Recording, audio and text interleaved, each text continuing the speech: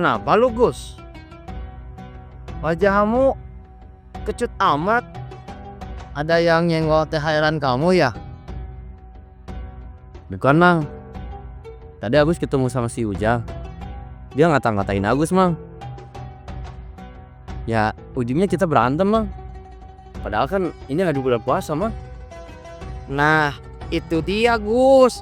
Puasa itu bukan cuma soal nahan lapar sama haus, tapi juga nahan mulut sama hati biar nggak kebawa emosi. Iya sih, Mang. Tapi susah banget. Apalagi dia yang mancing-mancing, mah. Ya harus balas lah. Itu ujiannya, Gus. Kalau gampang, semua orang juga bisa lulus. Tapi puasa yang benar itu yang bisa jaga lisan dan hati. Jadi kalau Agus marah atau ngomong kasar, berarti puasa Agus bisa berkurang, Mang. Bukan cuma berkurang, Agus, bisa sia-sia juga.